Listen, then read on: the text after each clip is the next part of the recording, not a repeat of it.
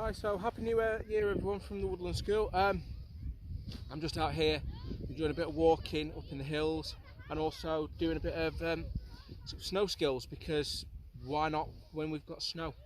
So yeah, I've done a little bit of a shelter build using my Jerven bag, just as a bit of a sort of a wind stopper. It's not been particularly heavy snow overnight, so we're using what we had from yesterday, but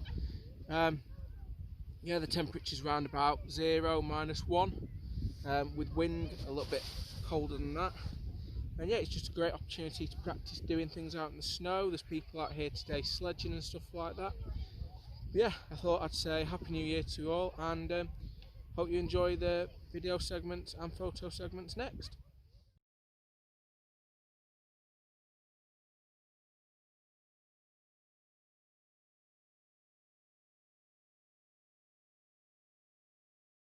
So we've used a Jerven bag, the standard one, as a bit of a tarp cover. The front's just propped up with our entrenching tool, and then previous to that we used the entrenching tool to build a bit of a snowbank at the back, so the wind is actually coming up and over the snowbank and over the top of our Jerven bag. It's mainly as a wind protector,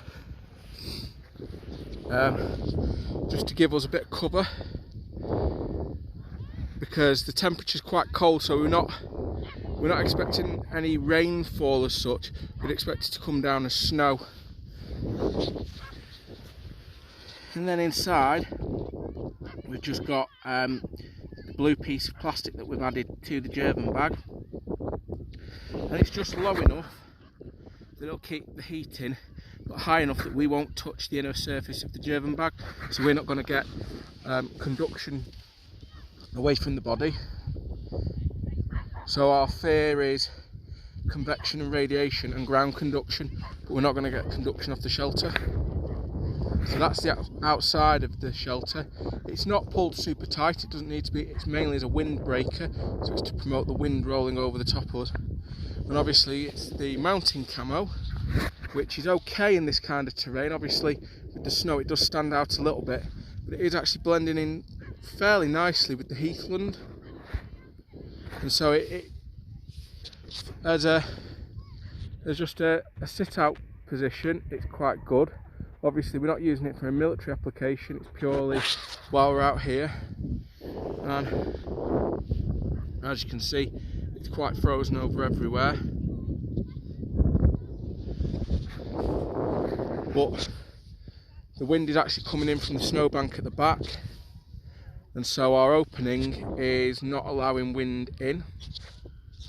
And if snow was to fall more, we could build up the snow wall higher, create a higher snowbank. Ideally we'd want something taller than the entrenching tool to use as poles if we going in and out more often, but for a sleeping shelter it's quite adequate to cover one person, maybe two.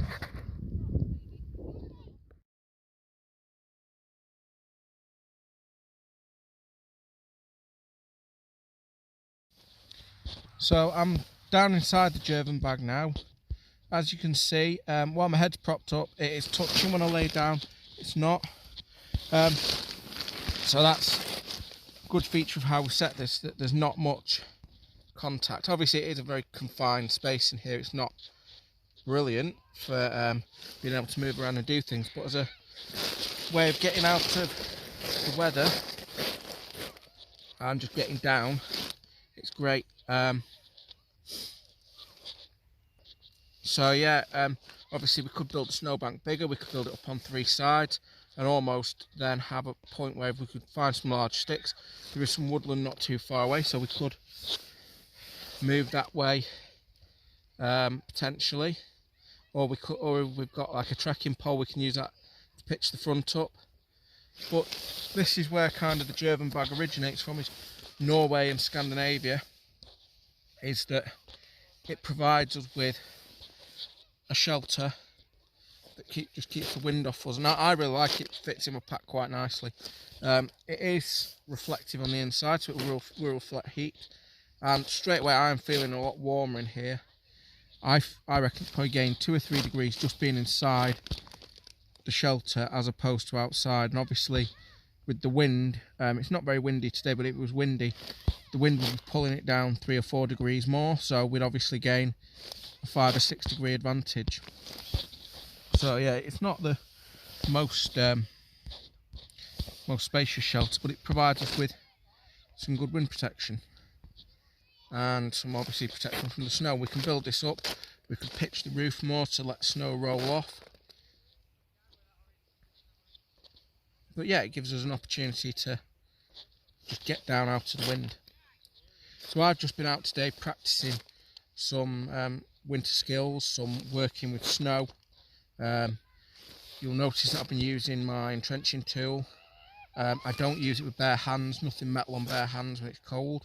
I wear it with my big winter mitts on, so they are protecting me from the entrenching tool. And I'm trying to stay dry as well, because obviously if my clothing gets wet, it's going to cool my body down, so it's about preserving that core temperature. I've got lots of layers on that I can adjust, so if I'm getting too warm I can strip a layer off. If I'm getting cool again I can put it back on. So that's I'd say for me the 3 most important parts about doing anything in a snow environment or a cold environment is obviously look at what you're touching, look at how you're conducting heat, look at how you're storing heat. Are you storing too much? Are you getting too hot? Are you not storing enough? Are you getting too cold? And then finally look at what the wind is going to do to you, because the wind can have a massive effect on temperature.